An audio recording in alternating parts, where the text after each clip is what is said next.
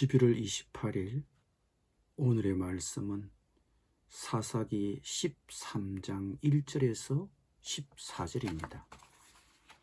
이스라엘 자손이 다시 여호와의 목전에 악을 행하였으므로 여호와께서 그들을 40년 동안 블레셋 사람의 손에 넘겨주시니라. 소라 땅에 단 지파의 가족 중에 마노아라 이름하는 자가 있더라. 그의 아내가 임신하지 못함으로 출산하지 못하더니 여호와의 사자가 그 여인에게 나타나서 그에게 이르시되, 보라, 내가 본래 임신하지 못함으로 출산하지 못하였으나 이제 임신하여 아들을 낳으리니 그러므로 너는 삼가 포도주와 독주를 마시지 말며 어떤 부정한 것도 먹지 말지니라. 보라, 내가 임신하여 아들을 낳으리니 그의 머리 위에 삭도를 대지 말라. 이 아이는 태에서 나옴으로부터 하나님께 바쳐진 나실인이 됨이라. 그가 블레셋 사람의 손에서 이스라엘을 구원하기 시작하리라 하시니, 이에 그 여인이 가서 그의 남편에게 말하여 이르되, 하나님의 사람이 내게 오셨는데 그의 모습이 하나님의 사자의 용모 같아서 심히 두려움으로 어디서부터 왔는지를 내가 묻지 못하였고 그도 자기 이름을 내게 이르지 아니하였으며, 그가 내게 이르기를, 보라, 내가 임신하여 아들을 낳으리니 이제 포도주와 독주를 마시지 말며 어떤 부정한 것도 먹지 말라. 이 아이는 태에서부터 그가 죽는 날까지 하나님께 바쳐진 나실인이 됨이라 하더이다 하니라. 마노아가 여호와께 기도하여 이르되, 주여 구하옵나니 주께서 보내셨던 하나님의 사람을 우리에게 다시 오게 하사 우리가 그 날 아이에게 어떻게 행할지를 우리에게 가르치게 하소서 하니, 하나님이 마노아의 목소리를 들으시니라. 여인이 밭에 앉았을 때에 하나님의 사자가 다시 그에게 임하였으나 그의 남편 마노아는 함께 있지 아니한지라. 여인이 급히 달려가서 그의 남편에게 알려 이르되, 보소서, 전일에 내게 오셨던 그 사람이 내게 나타났나이다 하며, 마노아가 일어나 아내를 따라가서 그 사람에게 이르러 그에게 묻되, 당신이 이 여인에게 말씀하신 그 사람이니까 하니, 이르되 내가 그로다 하니라. 마노아가 이르되, 이제 당신의 말씀대로 되기를 원하나이다. 이 아이를 어떻게 기르며 우리가 어떻게 그에게 어떻게 행하리이까? 여호와의 사자가 마노아에게 이르되, 내가 여인에게 말한 것들을 그가 다 삼가서 포도나무의 소산을 먹지 말며 포도주와 독주를 마시지 말며 어떤 부정한 것도 먹지 말고 내가 그에게 명령한 것은 다 지킬 것이니라 하니라. 아멘.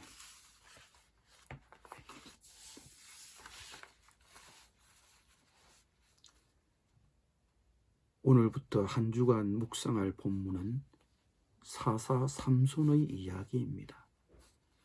오늘 본문은 먼저 삼손의 출생에 관한 이야기입니다. 사사기 저자는 먼저 삼손의 출생 당시 그 시대의 시대적 배경에 대하여 이렇게 말하고 있습니다. 이스라엘 자손이 다시 주님께서 보시는 앞에서 악한 일을 저질렀다. 그래서 주님께서는 그들을 40년 동안 블레셋 사람들의 손에 넘겨주셨다. 또 악한 짓을 했다. 이게 사사시대의 사이클입니다. 건져주면 또 악을 범하고 건져주면 또 악을 범하고, 이런 비슷한 사이클이 사사시대에 계속 반복되고 있습니다. 악을 행했다. 그런데 그 앞에 늘 따라 붙는 수식어가 있습니다. 주님께서 보시는 앞에서 악한 일을 저질렀다. 사사기에서 후렴처럼 반복되는 말입니다. 그런데 사사기를 읽다 보면 이 말을 다른 식으로 표현한 문장이 있습니다. 그때에는 사람들은 저마다 자기의 뜻에 맞는 대로 하였다. 즉, 이 시대의 사람들은 자기들이 한 많은 일들이 자기들이 보기에는 악하지 않았다는 것입니다. 다시 말해, 그들이 인식하기로는, 그들의 행위가 자기들이 판단하기로는 문제가 없었다는 것입니다. 그런데 하나님이 보시기에는 그들의 행위가 악했습니다. 삼손이 등장할 그 시대의 사람들은 저마다 자기의 뜻에 맞는 대로 하였습니다. 다시 말하면 하나님께서 보시기에 악한 일을 저질렀습니다. 이런 시대적 상황 가운데 놓여 있을 때 하나님의 사자가 단지파 사람 마누아의 아내를 찾아갑니다. 그런데 이 여인은 불임 여성이었습니다. 이 불임 여성에게 나타나 임신하여 아들을 가질 것이라고 예언하였습니다. 삼손은 하나님이 불임 여성 마누아의 아내에게 약속하신 아들입니다. 하나님의 능력이 여자의 태를 열어 임신한 아기였습니다. 이삭이 그러했고 사무엘, 세례 요한이 그러한 경우였습니다. 인간적으로는 존재할 수 없는 아이였습니다. 결혼한 여자가 아이를 가질 수 없다는 것은 고통이고 슬픈 일입니다. 고대 근동시대에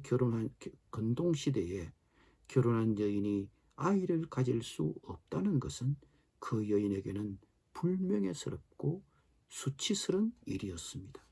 그런데 하나님께서 불임 여성 마누아의 아내의 태를 열어 아이를 갖게 하셨습니다. 그 여인의 수치와 불명예를 거둬주신 것입니다. 마누아의 아내에게는 명예와 영광이요, 이스라엘 민족으로서도 총체적 난국 속에 있는 민족의 운명과 미래에 대한 해답인 것입니다. 하나님의 사자는 마누아의 아내에게 임신을 약속하시면서 그 아이를 임신하면 출산 때까지 태교를 어떻게 해야 하는지 가르쳐 주었습니다. 이제부터 조심하여 포도주와 독한 술을 마시지 말아라.